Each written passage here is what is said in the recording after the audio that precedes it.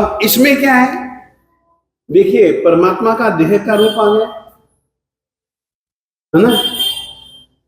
मैंने संशोधक को 2 ग्रंथ चाहिए ही होते हैं, कम से कम 2 ग्रंथ चाहिए ही होते हैं। एक ग्रंथ मुझे ऐसा मिला जिसकी नकल ही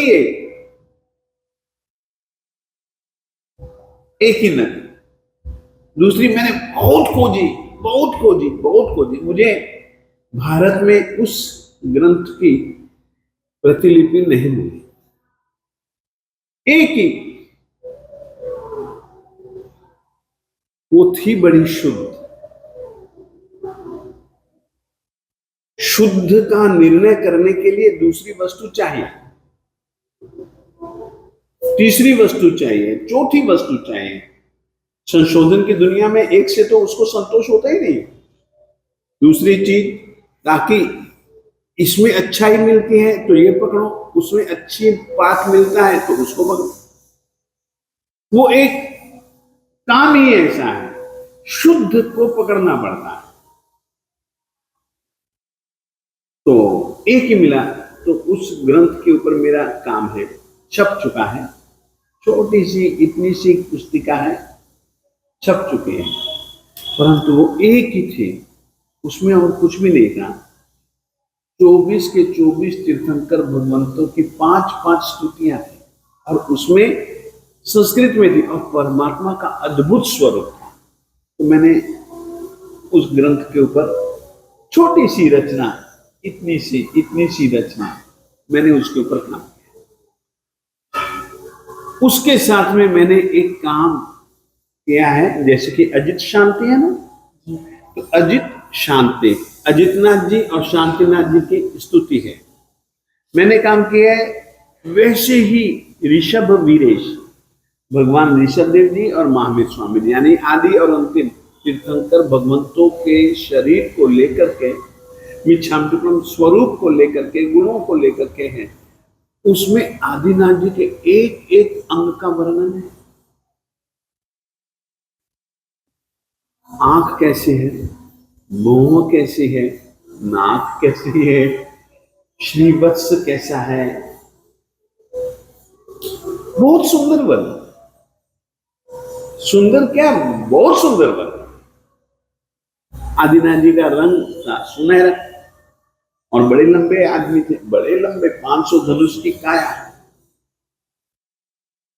वहां पर किस तरीके से वो वर्णन करता है कवि सकल चंद्र जी, शायद नाम मैं भूल जाता हूं, शायद सकल चंद्र जी महाराज जी हैं, तो वर्णन करते हैं। इंद्र, एक प्रसंग सुनाता हूं आदिनाथ। इंद्र, आदिनाथ जी दीक्षा ले, आदिनाथ जी दीक्षा ले रहे हैं, तो दीक्षा लेते हैं तो उस समय मुख्य रूप से 2 काम होते हैं, एक तो लुंचन और एक वस्त्र परिवर्तन, और करेमी बनते, करेमी सामायम, ये बस ये दीक्षा है। अब जब वो लुंचन कर रहे हैं ना, उस समय इंद्र यूं खड़ा होता है और कहता है कि साहब इन बालों को मत उतार, ये बहुत सुंदर लगते हैं, ऐसे लगते हैं जैसे कि मेरू पर्वत बड़ा ऊंचा है ना, और मेरू पर्वत के शिखर के ऊपर काले काले बादल मंडरा रहे हैं। मेरू पर्वत कैसा सुनहरा होता है, और बादल काले कलूटे, और वो भी हवा से इधर उधर घूम रहे हो तो बहुत सुंदरता आ जाती ना। तो कहते कि साहब ये आपका सारा शरीर एक तो सुवर्णवर्णी मेरू पर्वत, और पीछे आपका ये हिस्सा शिखर स्वरूप, और ये बाल जब हवा से इधर उधर झूमते हैं ना, झूलते हैं ना, तो शायद ऐसा लगता है इन बालों को मत उखाड़ो ना। कितनी सुंदर ढंग से वे बात को प्रस्तुत करते हैं।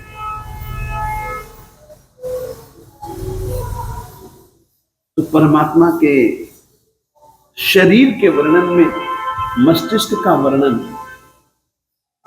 में इस तरीके की कल्पनाएं जब अपन पढ़ते हैं तो आदिनाथ जी खड़े हो जाते हैं।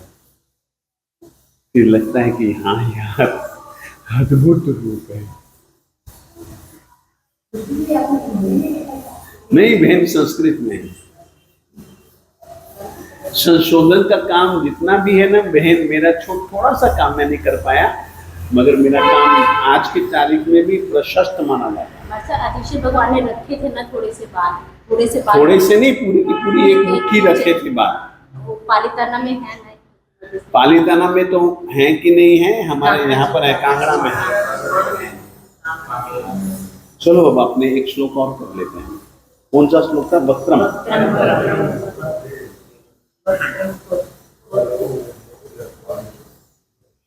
वक्त्रम व ते सुर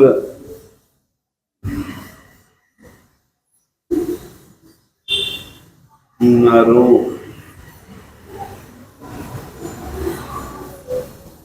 राग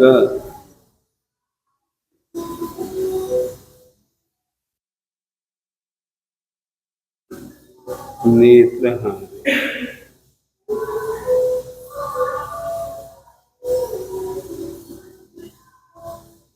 निःशेष निर्जित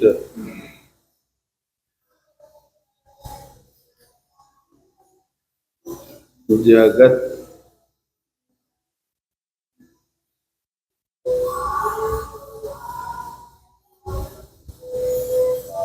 त्रितयोप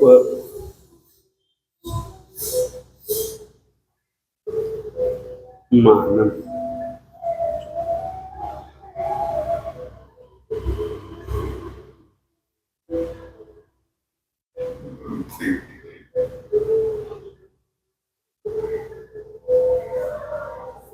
बिंबम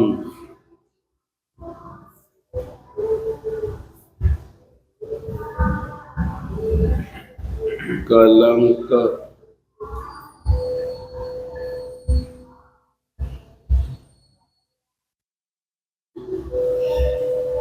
मलिनम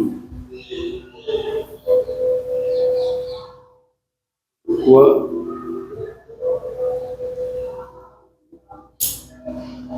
निशाकरस्य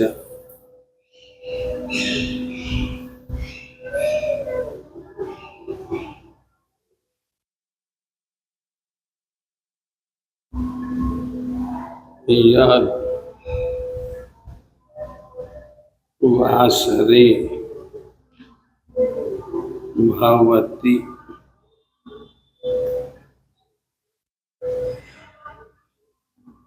पांडु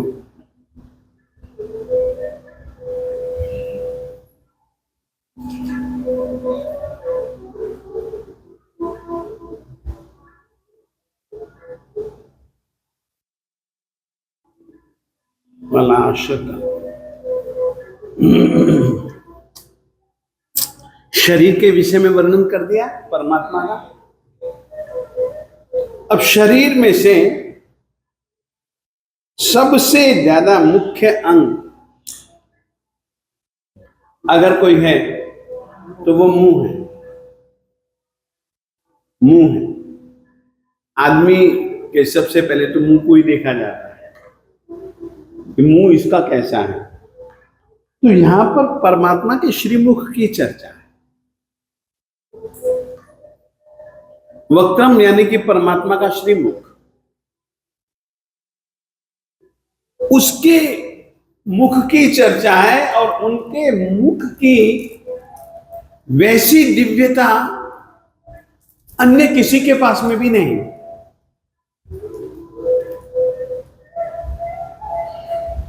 परमात्मा के श्रीमुख के सामने दूसरे व्यक्तियों के श्रीमुख किस तरीके के महसूस होते हैं उसकी चर्चा है। मैं आपको पहले कह चुका हूं, आप लोगों को शायद ध्यान नहीं ही है, फिर भी मैं याद दिलाता हूं। भक्तामृत स्तोत्र के श्लोकों को अलग अलग दृष्टि से विचार किया जाए। यदि हमको मंत्र की दृष्टि से विचार करना होगा ना, तो ये श्लोक किस काम का, हम इसी श्लोक में से ही निर्णय करते हैं ओनली, और किसी से नहीं कि ये श्लोक किस काम आएगा।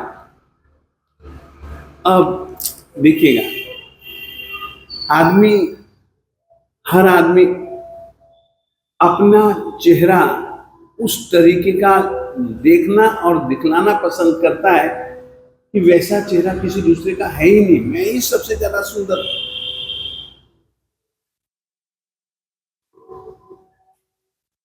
मेरी भी इच्छा रहती है, मैं भी जरा आऊं जाऊं तो जरा अच्छे ढंग से बाल बाल ठीक करके आऊं, जरा मुंह वूह धो करके आऊं, कज्जल वज्जल सही स्थान पर लगाए कि नहीं लगाए, जरा देख करके आऊं, सबसे ज्यादा लगे कि हाँ धर्म धुरंधर विनय सुंदर है। यही एक हर किसी के मन में रहता है ना, चेहरा इस तरीके का चाहिए, सुंदर चाहिए चेहरा। ये श्लोक गिनो,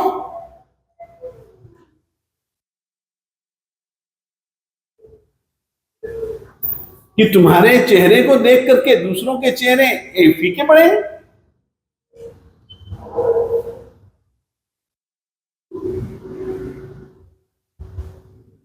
ये एक अलग अलग अपेक्षाओं से विचार किया है, अलग अलग ढंग से सूचन अपने को इन्हीं में से ही मिलते हैं।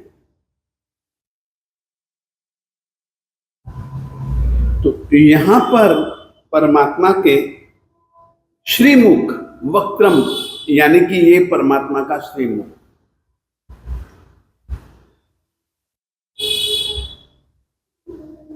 वक्त्रम क्व ते सुर नरो रग नेत्रहारी ते, तेरा वक्त्रम मुख,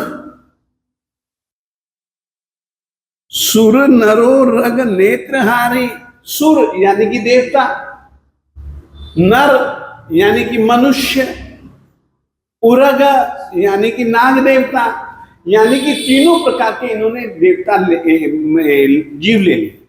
देवों में से देवों का, मनुष्यों का,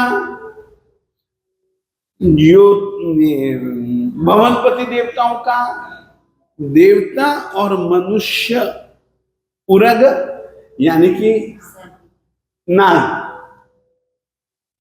नेत्रहारी उनके नेत्रों को चुरा लेने वाला तेरा वो श्रीमुख कहां। वो लोग देखते हैं ना तो यूं देखते ही रह जाते, वो तेरा श्रीमुख कहां, जो कि निःशेष संपूर्ण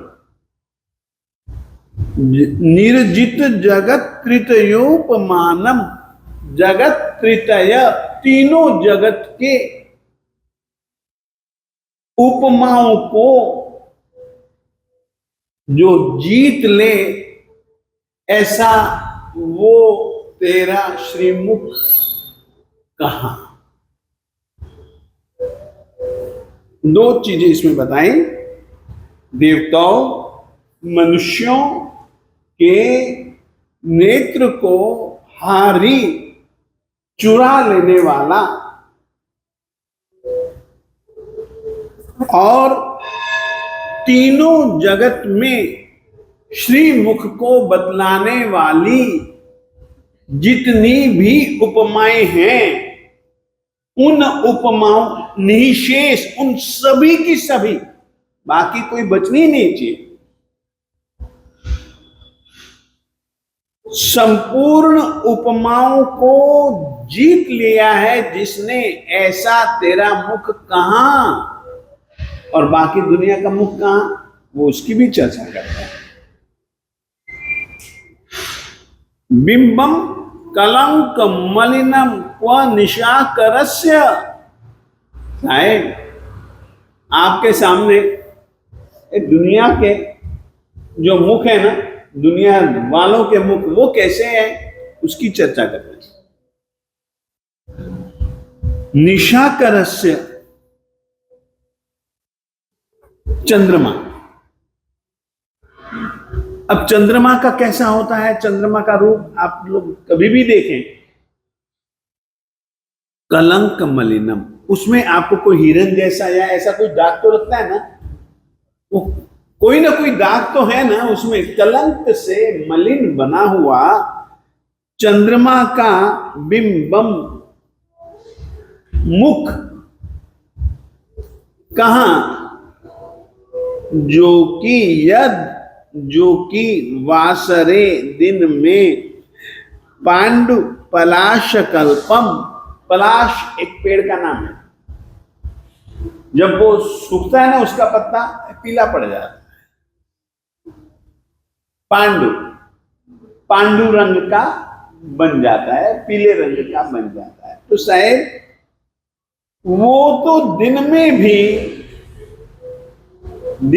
भी चंद्रमा रहता है, पर सूरज के तेज के सामने कितना फीका पड़ जाता है। सारी दुनिया के अंदर जितने भी है ना, देवी देवता, नर नारी, पशु पंछी, सब के मुखड़े जो है ना, शायद वो फीके पीले हुए, फीके पीले मुरझाए हुए पलाश कल्पम, पलाश के पत्ते के समान वो है। और जो तेरा मुख है, जो कि सुर नरोरग नेत्रहारी है, जो कि निशेष अनिरजित जगत त्रितयोपमानम है, इस तरीके से परमात्मा के श्रीमुख की चर्चा, क्योंकि सबसे पहले संबंध तो श्रीमुख से बनता है शरीर में, बाकी बाद में मोटा है पतला है, कैसा है कैसा नहीं है वो सब बात की चीजें। हाथ कैसे हैं, हाथ लंबे हैं छोटे हैं, प्रमाण पुरस्सर हैं कि प्रमाण विहीन है, वो सब चीजें बात की हैं। अच्छे ढंग से बैठ जाना चाहिए। फिर से कहना चाहता हूँ, यद जो वासरे दिन में, सूरज किस शब्द का, किसका सूर्य, आपने कहा सूर्य के, बहन सूर्य लिया नहीं है। अब देखिए, अब वासरे दिन में फीका कौन दिखता है? सूरज जब उदय हो जाता है तब फीका कौन होता है?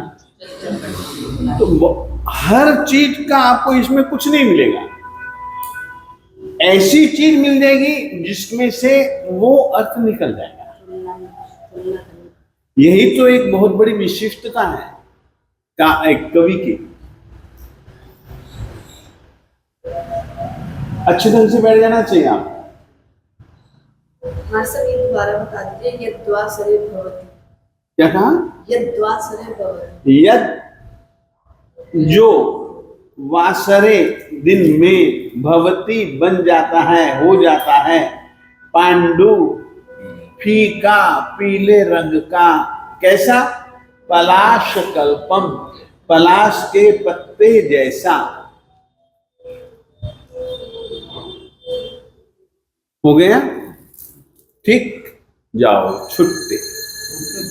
कल से मेरी पूरी कोशिश तो नहीं रहेगी, मगर थोड़ी सी मेरी कोशिश रहेगी कि मैं 6 बजे आ जाऊं और इस रीति से 2-3, कभी 2, कभी 3, कभी 2, कभी 3 श्लोकों के अर्थ आपको समझाऊं। और आप लोगों की अब ड्यूटी है कि आप लोग किताब में देखते हुए एक एक अक्षर भक्तामृत का परमात्मा को सुना करके जाए, पर देख देख करके, तो ही आप लोगों को पता लगेगा आपकी गलतियां कहाँ कहाँ हैं, कैसी कैसी गलतियां आप लोग कर जाते हैं, वो आपको तब पता लगेगा, नहीं तो नहीं पता लगेगा।